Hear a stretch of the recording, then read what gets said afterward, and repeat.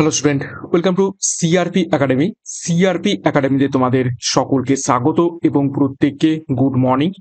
তো আমরা প্রত্যেক দিন সকাল 7টা থেকে 40টি করে বাছাই করা হুবহু কমনযোগ্য প্রশ্ন উত্তর সাথে এক্সট্রা নোটসের মাধ্যমে জিকে প্র্যাকটিস করছি এবং upcoming West Bengal police, Kolkata police, WBPSC, SSC, railway সমস্ত পরীক্ষার জন্য এই সমস্ত জিকে প্র্যাকটিস সেটগুলো খুবই খুবই ইম্পর্টেন্ট।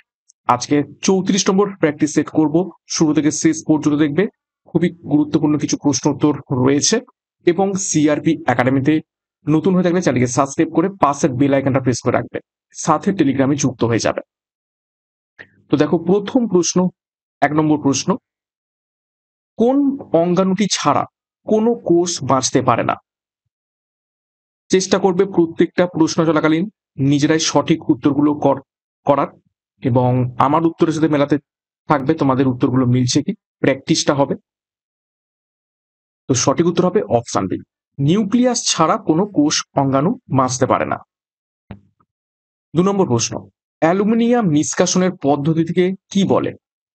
বিজ্ঞানের উপর থেকে গুরুত্বপূর্ণ প্রশ্ন। অ্যালুমিনিয়াম নিষ্কাশনের যে পদ্ধতি সেটি কি নামে পরিচিত রয়েছে? 4টি পদ্ধতি রয়েছে: স্পর্শ পদ্ধতি, হল পদ্ধতি, টাউন পদ্ধতি, হেবার পদ্ধতি। তো সঠিক উত্তর হবে অপশন বি, হল পদ্ধতি। 3 নম্বর প্রশ্ন, টায়ালিন উৎসেচকটি কোথায় পাওয়া যায়?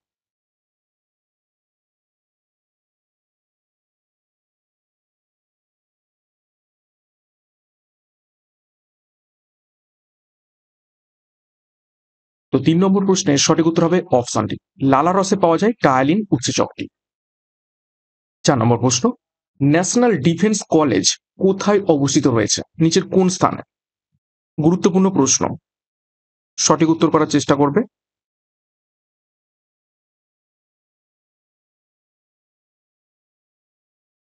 তো সঠিক উত্তর হবে অপশন বি, নিউ দিল্লিতে। নিউ দিল্লিতে অবস্থিত রয়েছে ন্যাশনাল ডিফেন্স কলেজ। নেক্সট দেখো 5 নম্বর প্রশ্ন, যে চ্যানেলটি লাক্ষা দ্বীপপুঞ্জ এবং মালিকু প্রবাল প্রাচীরকে পৃথক করেছে তা নিচের কোনটি নামে পরিচিত?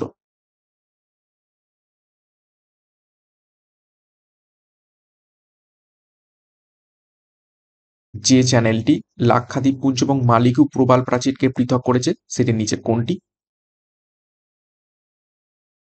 সঠিক উত্তর হবে অপশন বি, 9 ডিগ্রি চ্যানেল। দেখো, 9 ডিগ্রি চ্যানেল লাক্ষা দ্বীপপুঞ্জ এবং মালিকু প্রবাল প্রাচীরকে পৃথক করে এবং 10 ডিগ্রি চ্যানেল আন্দামান দ্বীপপুঞ্জকে নিকোবর দ্বীপপুঞ্জ থেকে পৃথক করে। 6 নম্বর প্রশ্ন, নিম্নলিখিত রাজ্যগুলির মধ্যে কোনটি ভারতে উৎপাদিত রবারের বৃহত্তম ভগ্নাংশ উৎপাদন করে থাকে? অর্থাৎ নিচের কোন রাজ্যে ম্যাক্সিমাম পার্সেন্টেজ রাবার উৎপন্ন হয়ে থাকে? খুবই গুরুত্বপূর্ণ প্রশ্ন এটা।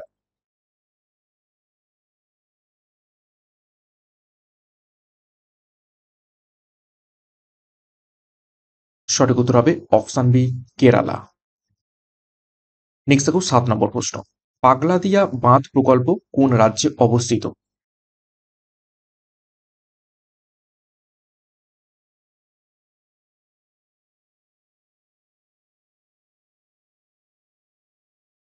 সঠিক উত্তর হবে অপশন সি, আসামে পাগলাদিয়া বাঁধ প্রকল্পটি অবস্থিত রয়েছে এবং এটা কোন নদীর উপর অবস্থিত রয়েছে? ব্রহ্মপুত্র। ঠিক আছে, ব্রহ্মপুত্র নদীর উপর অবস্থিত রয়েছে। 8 নম্বর প্রশ্ন দেখো, পালি গ্রন্থে নিচের কাকে নিগন্থ নাতপুত্র বলে উল্লেখ করা হয়েছে?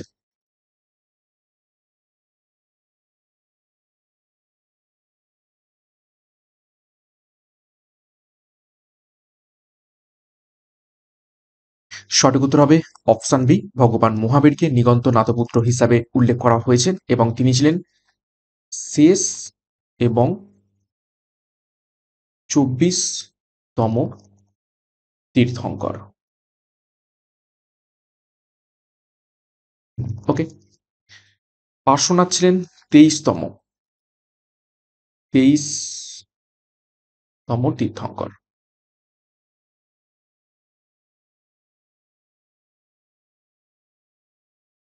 নেক্সট 9 নম্বর প্রশ্ন দেখব, ঋগ্বেদের বিতস্তা শব্দটি নিচের কোন নদীকে বোঝায়?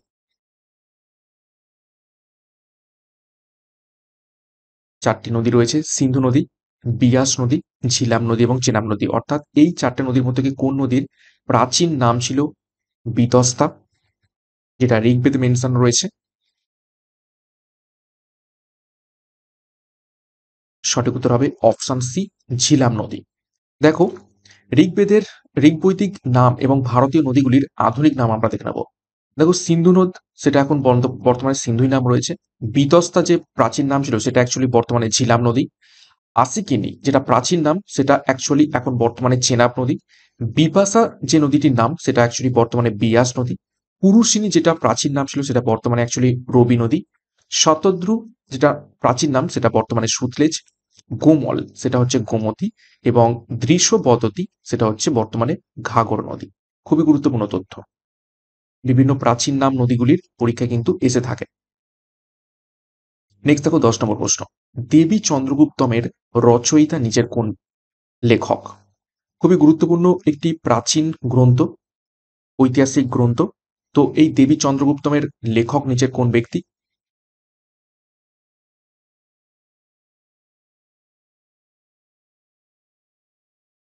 চারজন বিখ্যাত ব্যক্তির নাম রয়েছে, বিশাখ দত্ত, দণ্ডিন, ভরবী এবং কালিদাস। সঠিক উত্তর হবে অপশন এ, বিশাখ দত্ত দেবী চন্দ্রগুপ্তম রচনা করেছিলেন। বিশাখ দত্তের আর কি গুরুত্বপূর্ণ বইয়ের নাম রয়েছে সেটা হচ্ছে মুদ্রা রাক্ষস। খুবই গুরুত্বপূর্ণ বই, এটাও পরীক্ষায় প্রশ্ন আসে, মুদ্রা রাক্ষস। নেক্সট দেখো কিছু গুরুত্বপূর্ণ প্রাচীন গ্রন্থ এবং রচয়িতার নাম আমরা একটু দেখে নেব। অর্থশাস্ত্র লিখেছেন কৌটিল্য, কামসূত্র লিখেছেন পাতসান, মুদ্রা রাক্ষস লিখেছেন বিশাখ দত্ত, মৃচ্ছক টিকম লিখেছেন শূদ্রক, পবনদূত লিখেছেন ধৈ, গীত গোবিন্দ লিখেছেন জয়দেব। নেক্সট 11 নম্বর প্রশ্ন। সরকারিয়া কমিশন নিচের কোনটির সাথে সম্পর্কিত রয়েছে?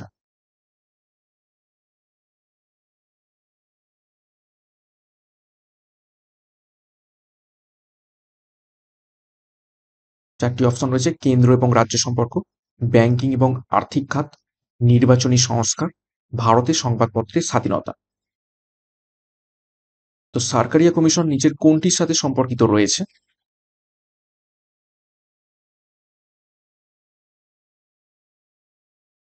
সঠিক উত্তর হবে অপশন এ, কেন্দ্র এবং রাজ্যের মধ্যে সম্পর্কের সাথে। সরকারিয়া কমিশন কবে প্রতিষ্ঠিত হয়? 1983 সালে। নেক্সট দেখো কিছু গুরুত্বপূর্ণ কমিটি এবং কোন উদ্দেশ্যে এগুলো বানানো হয়েছিল সেগুলো একটু দেখে নেব। কোঠারি কমিশন নির্মিত হয় শিক্ষার জন্য, স্যাটলার কমিশনও নির্মিত হয় শিক্ষার জন্য, হান্টার কমিশনও নির্মিত হয় শিক্ষার জন্য। মন্ডল কমিশন তৈরি করা হয় অনগ্রসর শ্রেণীর সংরক্ষণের জন্য। নরেশচন্দ্র কমিশন গঠিত হয় বিমান চলাচল উন্নয়নের জন্য।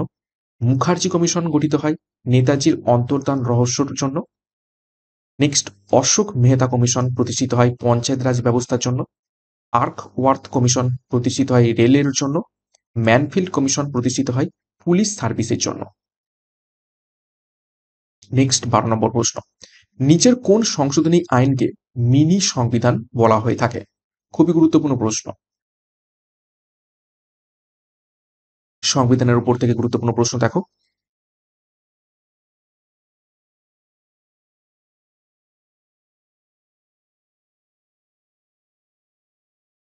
সঠিক উত্তর হবে অপশন বি, 42তম সংশোধনী আইন 1976 সালে যেটি হয়েছিল তাকে মিনি কনস্টিটিউশন বলা হয় বা মিনি সংবিধান বলা হয়, কেননা এই সংবিধান সংশোধনীতে প্রচুর কিছু চেঞ্জ করা হয়েছিল, যে কারণে এটাকে মিনি সংবিধান বলা হয়ে থাকে।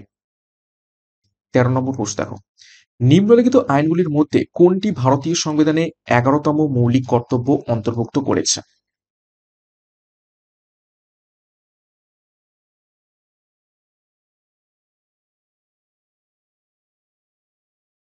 নিম্নলিখিত আইনগুলির মধ্যে কোনটি ভারতীয় সংবিধানে 11তম মৌলিক কর্তব্যটিকে অন্তর্ভুক্ত করেছে?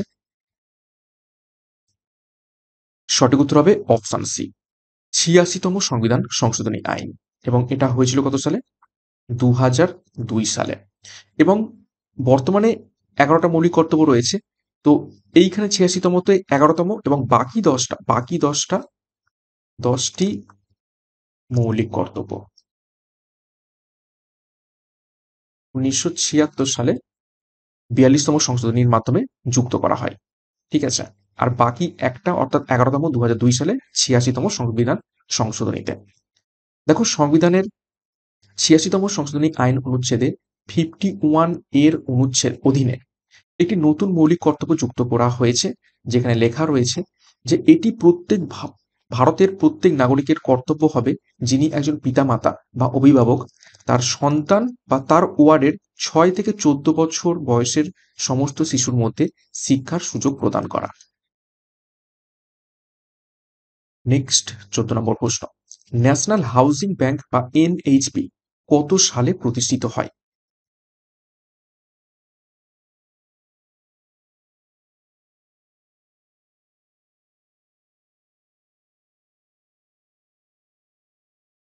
সঠিক উত্তর অপশন বি 1988 সালে। নেক্সট দেখো 15 নম্বর প্রশ্ন, নিচের কোন শব্দটি মুদ্রাস্ফীতি এবং উচ্চ বেকারত্ব সহাবস্থানের জন্য ব্যবহৃত হয়? অর্থাৎ এমন একটা সিচুয়েশন যেখানে মুদ্রাস্ফীতিও রয়েছে এবং প্রচুর উচ্চ বেকারত্ব রয়েছে, সেই রকম সিচুয়েশনকে আমরা নিচের কোনটি বলে থাকি?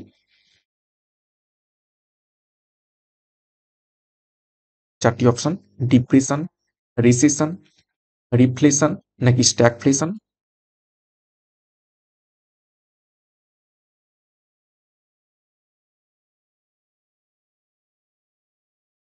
সঠিক উত্তর হবে অপশন ডি, স্ট্যাগফ্লেশন বলে থাকি। নেক্সট 16 নম্বর প্রশ্ন, সম্প্রসারিত মহাবিশ্ব আবিষ্কারের জন্য নিচের কাকে কৃতিত্ব দেয়া হয়? আজকের ক্লাসে অনেকগুলো সায়েন্সের উপর থেকে প্রশ্ন উত্তর রেখেছি। তোমরা গত ক্লাসে অনেকেই কমেন্ট বক্সে কমেন্ট করেছিলে যে সায়েন্সের প্রশ্ন উত্তর বেশি পরিমাণে রাখতে। তো প্রত্যেকটা টপিক থেকেই, প্রত্যেকটা সাবজেক্ট থেকে আমি প্রশ্ন উত্তর রাখার চেষ্টা করেছি। History, geography, polity, economics, science, স্ট্র্যাটেজিকে। তো সম্প্রসারিত বিশ্ব অর্থাৎ এক্সপ্যান্ডেবল ইউনিভার্স, এক্সপ্যান্ডেবল ইউনিভার্স, তো এটি আবিষ্কার করার জন্য কাকে কৃতিত্ব দেওয়া হয়ে থাকে? সঠিক উত্তর হবে অপশন এ, এডউইন হাবেলকে, যার নামে হাবেল টেলিস্কোপ রয়েছে। নেক্সট দেখো কিছু গুরুত্বপূর্ণ আবিষ্কার এবং আবিষ্কারকের নাম দেখে নেব। কম্পিউটার আবিষ্কার করেন চার্লস ব্যাবেজ, মোবাইল আবিষ্কার করেন মার্টিন কুপার, টেলিভিশন আবিষ্কার করেন জন বেয়ার্ড এবং ফার্নস ওয়াতওয়ার্থ, টেলিফোন আবিষ্কার করেন গ্রাহাম বেল এবং টেলিগ্রাফ আবিষ্কার করেন স্যামুয়েল মোর্স, রেডিও আবিষ্কার করেন মার্কনি, এয়ার কন্ডিশনার আবিষ্কার করেন ডব্লিউ.এইচ. ক্যারিয়ার, রেফ্রিজারেটর আবিষ্কার করেন জ্যাকব পার্কিন্স। নেক্সট 17 নম্বর প্রশ্ন, 4 ডিগ্রিতে জলের ঘনত্ব কত? এটা হবে জলের, ঠিক আছে, জলের ঘনত্ব কত 4 ডিগ্রি সেন্টিগ্রেড উষ্ণতাতে? চারটি অপশন রয়েছে, 1.0, 1.0 ইন্টু 10⁻² কেজি মিটার মাইনাস 3, নাকি 1.0 into 10⁻³ kg metre to the power minus 3, 10 kg metre per minus 3। তো সঠিক উত্তর কি হবে? ভিভিআই করবে প্রশ্নটিকে। সঠিক উত্তর হবে option C, 1 into 10⁻³ kg per metre to the power minus 3। ঠিক আছে, এবং 4 ডিগ্রি উষ্ণতায় জলের কি হয়? ঘনত্ব সর্বাধিক হয়, ঠিক আছে, ডেন্সিটি সর্বাধিক হয়।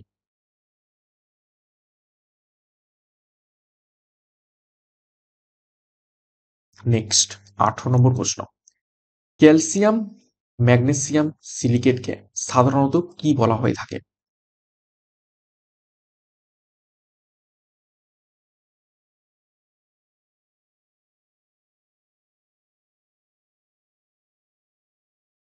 চারটি option, asbestos, borax, baking soda নাকি ওয়াশিং সোডা?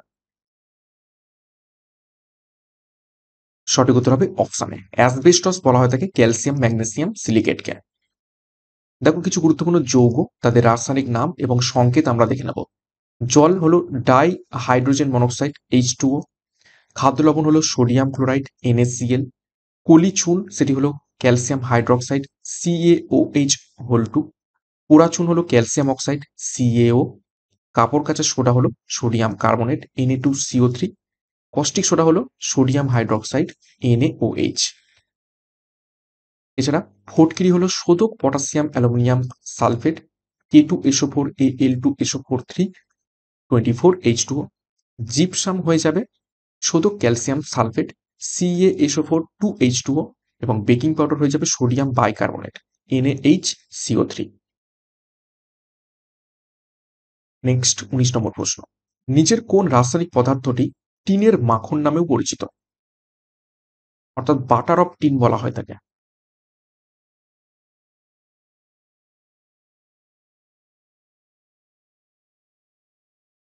চারটি option, stannic chloride, sodium perborate, potassium nitrate নাকি ম্যাগনেসিয়াম হাইড্রোক্সাইড, কোনটিকে টিনের মাখন বা বাটার অফ টিন বলা হয়ে থাকে? সঠিক উত্তর হবে অপশনে স্ট্যানিক ক্লোরাইডকে। নেক্সট 20 নম্বর প্রশ্ন, পিতল নিচের কোন ধাতুর একটি ধাতু সংকর?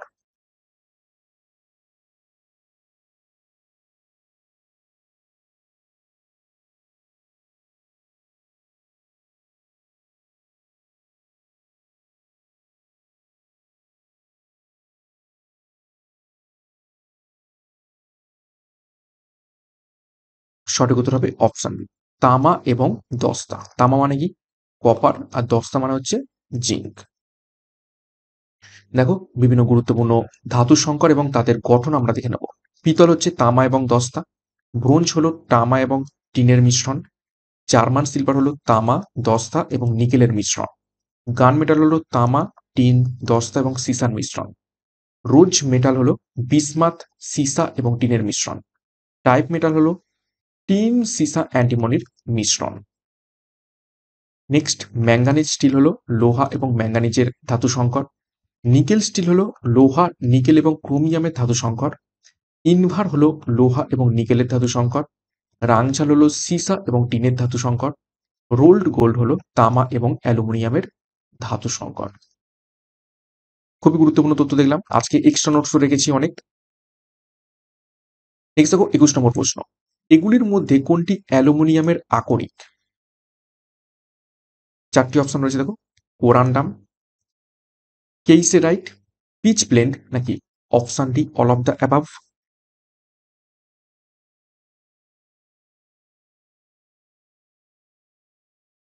তো অ্যালুমিনিয়ামের আকরিক শুধুমাত্র অপশনে কোরান্ডাম হয়ে যাবে অ্যালুমিনিয়ামের আকরিক। দেখো বিভিন্ন গুরুত্বপূর্ণ ধাতুর নাম এবং তাদের আকরিকের নামগুলো আমরা দেখে নেব। দেখো লোহার আকরিকে কি রয়েছে? Hematite, magnetite, limonite. তামার আকরিকে কি রয়েছে? Copper glance, copper pyrites. অ্যালুমিনিয়ামের আকরিকে কি রয়েছে? Bauxite, ডায়াস্পোর, cryolite. দস্তার আকরিকে কি রয়েছে? জিঙ্কব্লেন্ড এবং ক্যালামাইন। সিসার আকরিকে কি রয়েছে? গ্যালেনা। টিনের আকরিক কি রয়েছে? ক্যাসিটেরাইট। নিকেলের আকরিক কি রয়েছে? মিলরাইট। 22 নম্বর প্রশ্ন, নিচের কোনটির সাহায্যে রক্তের প্লাজমা অপসারণ করাকে সিরাম বলা হয়ে থাকে?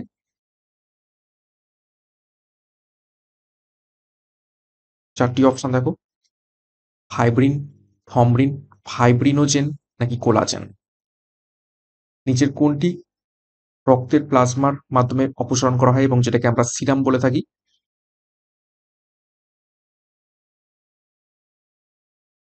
সঠিক উত্তর হবে অপশন সি, ফাইব্রিনোজেন। 23 দেখো, নিচের কোন রঙ্গকটি পাতা, ফল এবং ফুলকে হলুদ রং দেয়?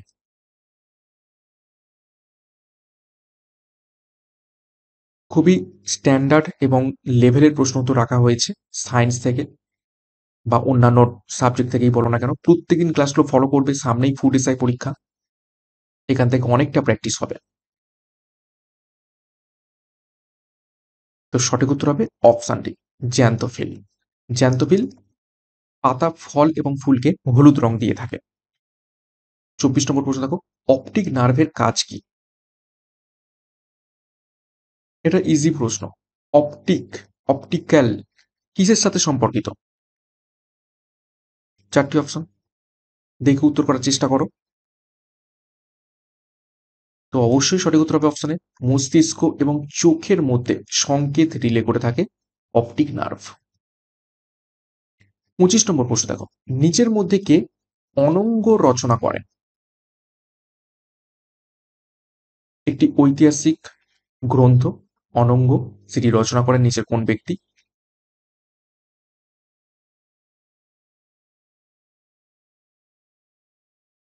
সঠিক উত্তর হবে অপশন বি জ্ঞানেশ্বর। 26 নম্বর প্রশ্ন দেখো, আব্দুল হামিদ লাহোরী রচিত বাদশাহনামা বা সম্রাটের ক্রনিকল সরকারি চাক্ষুষ ইতিহাস কি নিম্নলিখিত কোন মুঘল সম্রাটের রাজত্বের বিশদ বিবরণ দেয়?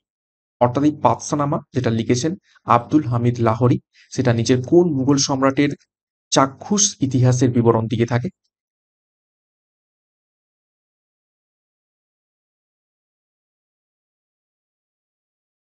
সঠিক উত্তর হবে অপশন সি শাহজাহানের রাজত্বে।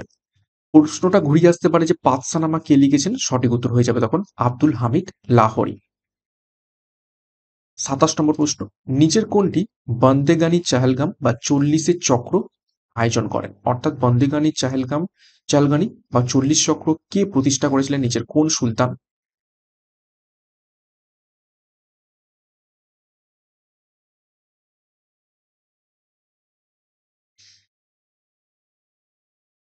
সঠিক উত্তর হবে অপশন ডি ইলতুৎমিশ।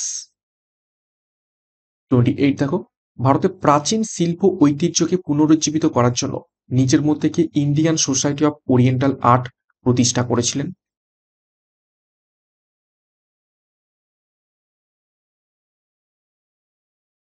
চারজন ব্যক্তির নাম রয়েছে।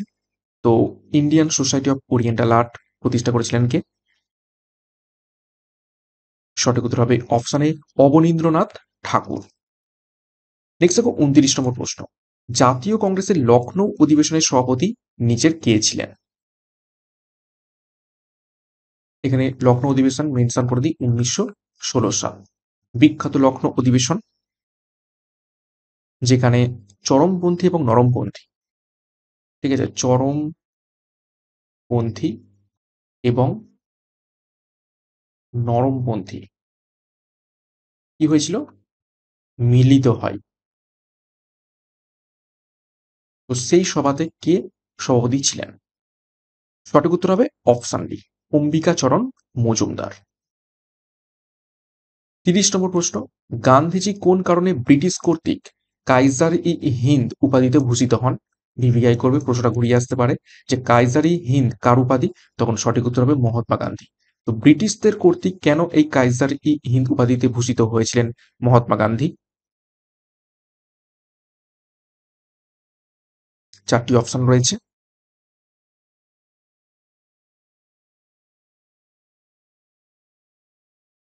তো সঠিক উত্তর হবে অপশনে বোয়ারের যুদ্ধে তার কাজের জন্য।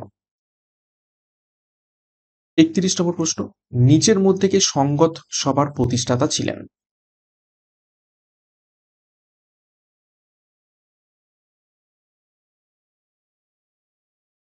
নিচের কোন ব্যক্তি সংগত সভার প্রতিষ্ঠা করেছিলেন? সঠিক উত্তর হবে অপশন বি কেশব চন্দ্র সেন। কত সালে প্রতিষ্ঠিত হয়? 1860 সালে। 32 নম্বর প্রশ্ন, রাশিয়ার পার্লামেন্টের নাম কি? চারটি অপশন রয়েছে, ডুমা, ইউনান, ন্যাসেট এবং খুরাল।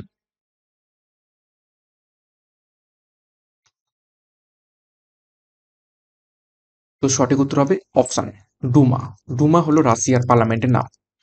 দেখো বিভিন্ন দেশের নাম এবং তাদের আইনসভার কি কি নাম রয়েছে একটু দেখে নিই। ভুটানের আইনসভার নাম সংডু, আফগানিস্তানের আইনসভার নাম সোরা, মালদ্বীপ, মালয়েশিয়া এবং ইরান তিনটেরই আইনসভার নাম হচ্ছে মজলিস। মায়ানমারের আইনসভার নাম হচ্ছে পাইথু হুলটাও।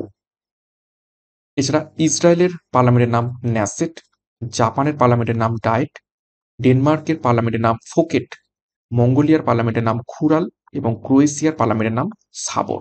খুবই গুরুত্বপূর্ণ তথ্য। নেক্সট 33 নম্বর প্রশ্ন, নিউট্রন কে আবিষ্কার করেন?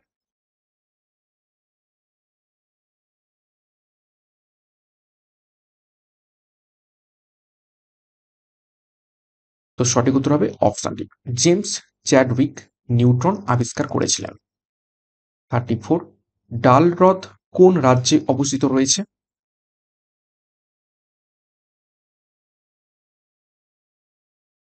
খুবই গুরুত্বপূর্ণ হ্রদ। এই ডাল হ্রদের উপর ভারতের একমাত্র ভাসমান পোস্ট অফিস রয়েছে। তো সেটা কোথায় অবস্থিত? সঠিক উত্তর হবে অপশন বি, শ্রীনগরে। দেখো কিছু গুরুত্বপূর্ণ হ্রদের নাম, তাদের প্রকৃতি এবং অবস্থান দেখে নেব। কোল্লেরু হ্রদ স্বাদু জলের হ্রদ, অন্ধ্রপ্রদেশে অবস্থিত। চিল্কা হ্রদ লবণাক্ত জলের হ্রদ, উড়িষ্যাতে অবস্থিত। সম্বর হ্রদ লবণাক্ত জলের হ্রদ, রাজস্থানে অবস্থিত। ভেম্বনাথ হ্রদ লবণাক্ত জলের হ্রদ, কেরালাতে অবস্থিত। পুলিকট হ্রদ লবণাক্ত জলের হ্রদ, অন্ধ্রপ্রদেশ এবং তামিলনাড়ুর সীমান্তে অবস্থিত। উলার হ্রদ স্বাদু জলের হ্রদ, কাশ্মীর উপত্যকাতে অবস্থিত। লোকটাক হ্রদ স্বাদু জলের হ্রদ, মণিপুরে অবস্থিত রয়েছে। 35 দেখো, হরিয়ালি বৈশাখী কোন রাজ্যের প্রচলিত উৎসব?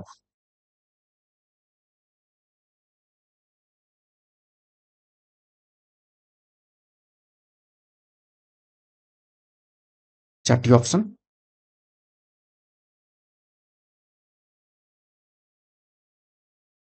সঠিক উত্তর হবে অপশন সি, হিমাচল প্রদেশের গুরুত্বপূর্ণ উৎসব হরিয়ালি এবং বৈশাখী। 36, বোধগয়া যে বিখ্যাত স্থানটিতে বুদ্ধ জ্ঞান লাভ করেছিলেন সেটি কোন নদীর তীরে অবস্থিত রয়েছে?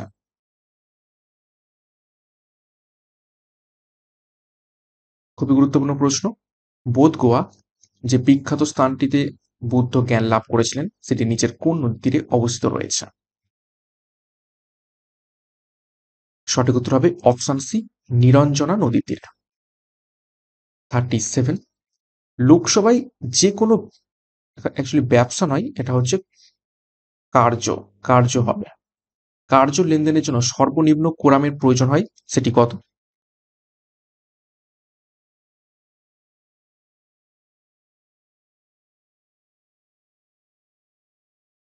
তো কোরাম পূরণের জন্য কত সংখ্যক লোকজন থাকা দরকার? সঠিক উত্তর হবে 1-10 জন। Next 38, National Commission for Backward Class বা এনসিবিসি কত সালে প্রতিষ্ঠিত হয়? ভিভিআই করো প্রশ্নটিকে।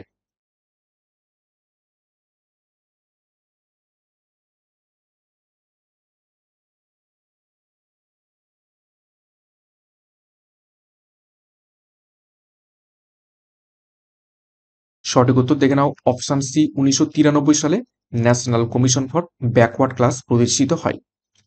39 দেখো, নিচের কোনটি বাহমনি রাজ্যের প্রতিষ্ঠাতা ছিলেন? চারজন ব্যক্তির নাম রয়েছে হাসান গাঙ্গু, মোহাম্মদ শাহ প্রথম, তাজউদ্দিন ফিরোজ শাহ নাকি আহমেদ শাহ ওয়ালি। তো নিচের কোন ব্যক্তি বাহমনি রাজ্যের প্রতিষ্ঠা করেছিলেন?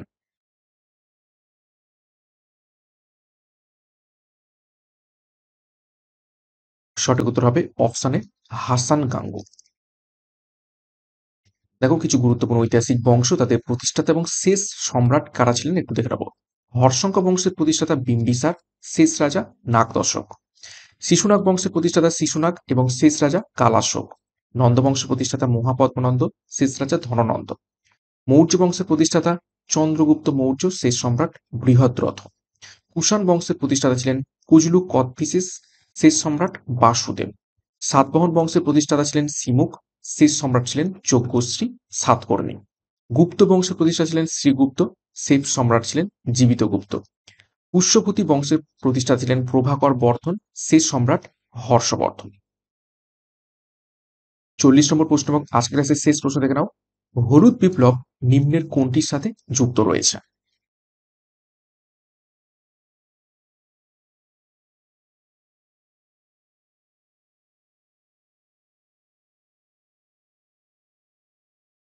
সঠিক উত্তর হবে অপশন সি, তৈল বীজ বা বস্ত্র উৎপাদনের সাথে সম্পর্কিত রয়েছে হলুদ বিপ্লব।